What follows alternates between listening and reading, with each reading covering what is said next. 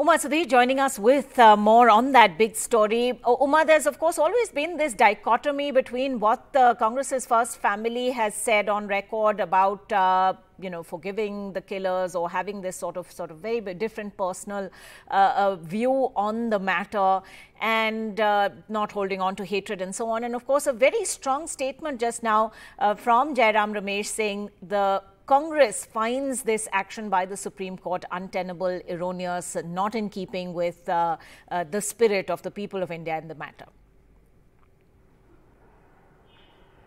Yes, Ankita, obviously this was one of the most sensational and important cases in Indian history, I must say, where a former Prime Minister was assassinated in such a manner by suicide bombers and who were motivated in a sense by the LTTE. Of course, before that we had seen Indira Gandhi's Assassination in '84, and it was in fact followed by some kind of violence and riots that broke out in Delhi against a particular community because the assassins in that case belonged to that community. Thankfully, after the to May 21, 1991 assassination, we did not see anything like that play out. But ever since that has happened and these arrests happened, there has been a lot of politics and emotions that have been associated with what happened around these convicts and their own personal lives, and how the brother also, Bhagyanathan, has been describing Nalini as a victim of her own circumstances that led to that. And if we heard him, in fact, I specifically asked him whether he does face hostility, whether they got political support, and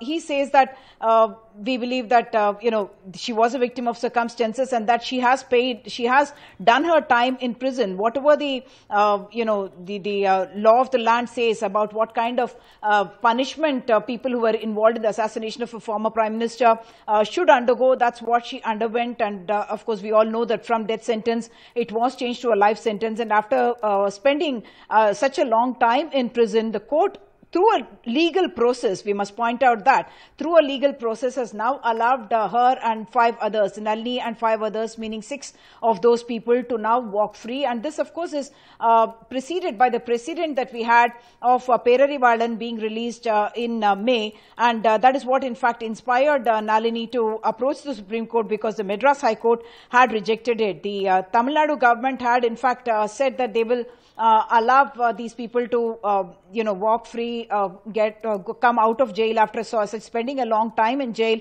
but that did not get the assent from the governor. And subsequently, Nalini also appealed to the Supreme Court, after which, through a legal process, this has happened. Of course, there is a personal life story also that plays along, not to say about sympathy to somebody who was convicted of assassinating the Prime Minister. For instance, in Perarivalan's case, it was pointed out that he had bought the batteries without knowing to what use those batteries may likely be put. So that was one of the things that was spoken about after Perarivalan came to jail. So even in this case, while I'm not able to tell the exact details of the role of each of these people who are convicted in this very important case, one must remember that it has gone through the legal process, and therefore, and also the reaction of the family being very different from that of the Congress party. That is something that is not unexpected, because the Congress party took the stand about their leader and their Prime Minister, former Prime Minister from the party, being assassinated in such a manner, and therefore Jairam Ramesh perhaps pointing to